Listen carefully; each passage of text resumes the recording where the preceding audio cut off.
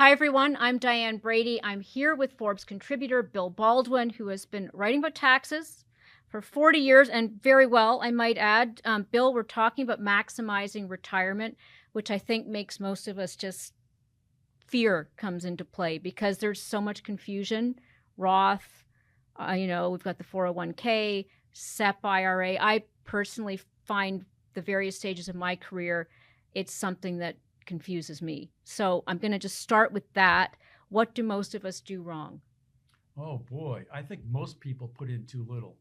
First thing, obviously, is never fail to put in whatever will get you a company match. That's easy money. Not doing that. It's just like walking by a $100 bill sitting on the sidewalk.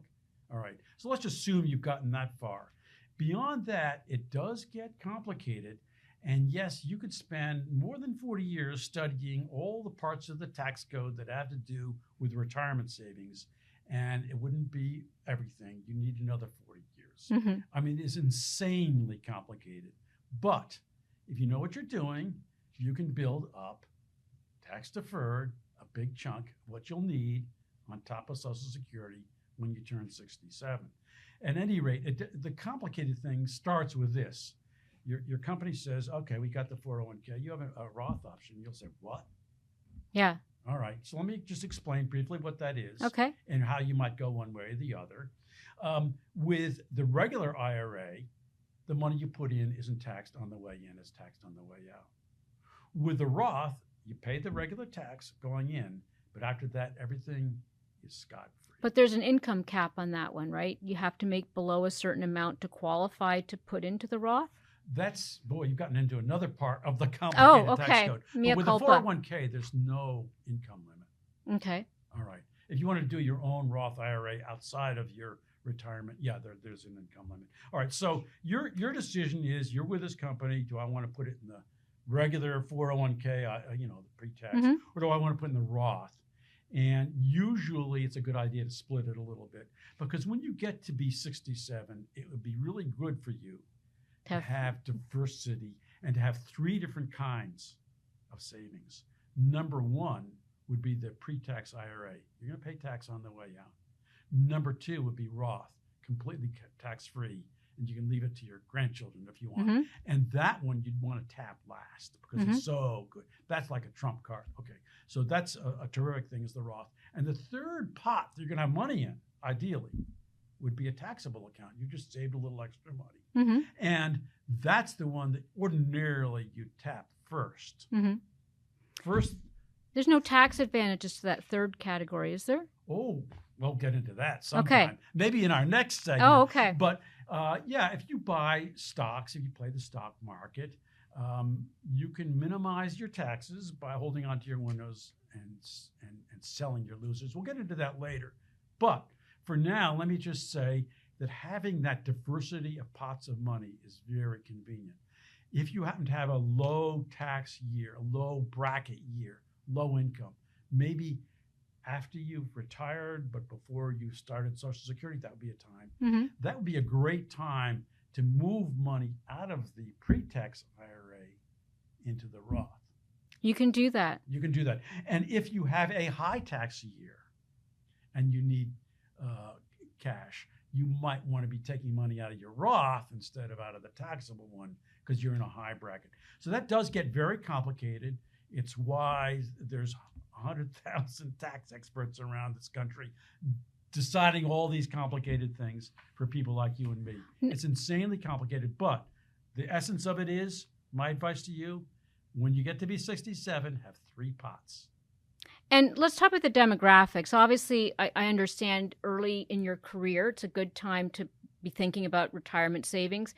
As you get closer to when you're planning to retire, your strategy would shift a lot, would it not, in terms of how you divide between those pots? I know you get a little bit of extra money, when you're in your 50s, for example, but should you be thinking differently? Let's say we've got viewers that are the Gen Z, the millennials, is all of this just apply equally across the board?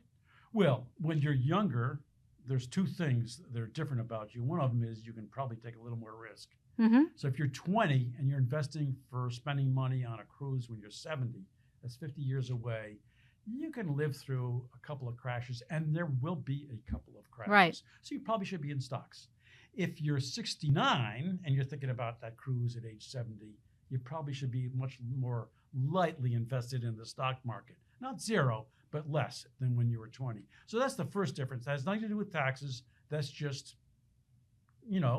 portfolio management. You want to take risk when you're young.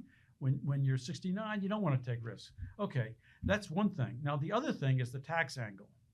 And when you're very young, you're in a very low tax bracket, and you should put earned income into a Roth, the kind where it gets no tax advantage on the way in. 50 years of tax-free gains. But 60 years of tax-free gains, and you cash it out when you're 92 or something. All right, so that's what I recommend to people who have summer jobs at age 15. You know what? You could put that into a Roth account, and the tax you're not saving, you're not avoiding tax when you go into a Roth. But it doesn't matter, because if you're only making a couple thousand as a lifeguard, the put tax it is going in to be a small amount, tiny amount. And when you're 50 and you're getting a Christmas bonus, you're in a high tax bracket, that would be a time when you'd want to lean towards the deductible, the classic IRA, or the classic 401k, the original kind, that's untaxed going in, taxed on the back end. So this intrigues me. The government owns some of your IRA. That troubles me. Well, it sounds totalitarian. I meant it to sound that way, but I also want people to understand the arithmetic. And let me explain the arithmetic.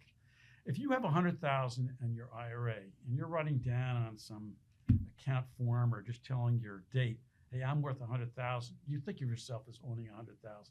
Yeehaw, right. You don't own it. If you have $100,000 in the regular kind of IRA, untaxed going in, it isn't really your money. Not all your money. You're going to have to give some of it up back. You're going to give it up. So let's just suppose you're in a 35% bracket, and you're always going to be in a 35% bracket. I'm adding the federal rate, which might be around 24, to the state and the city rate, which should be another 11 or whatever.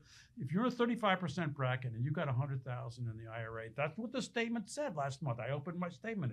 It said I have $100,000. You don't have $100,000. No, you have $65,000 in there, and there's another $35,000 that belongs to the government.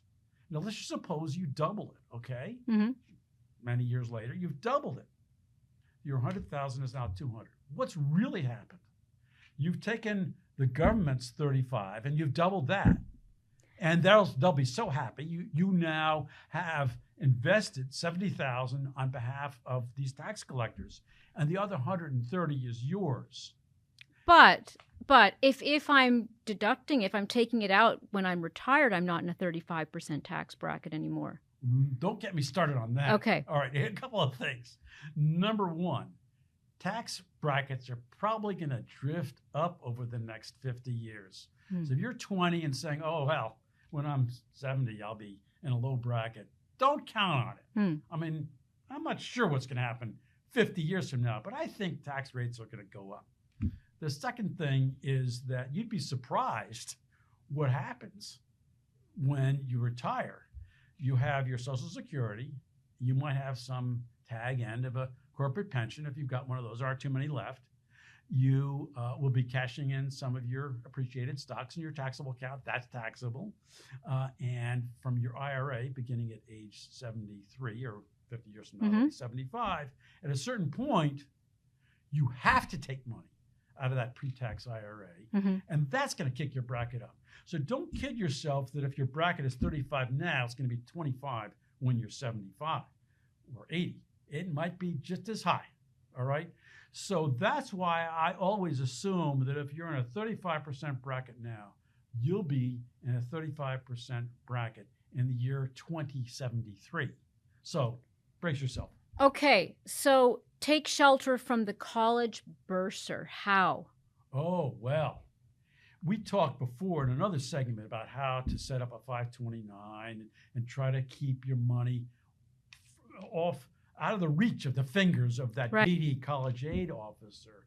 So the first rule of thumb on that is if you have only so much money to sock away, and you could put it either to your retirement or into that 401k for little Johnny, put it into your retirement first. And that's because the college age formulas, and it depends on the college and it depends on where that you are in the formula. But basically, your retirement money is not something that they think is belonging to them. Right. That's safe.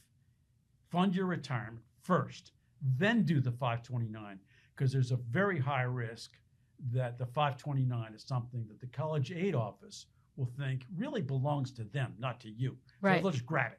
So always put your first savings dollars into retirement and your second savings dollars into the 529 for college aid. You know what I think this is analogous to? What? You're on an airplane.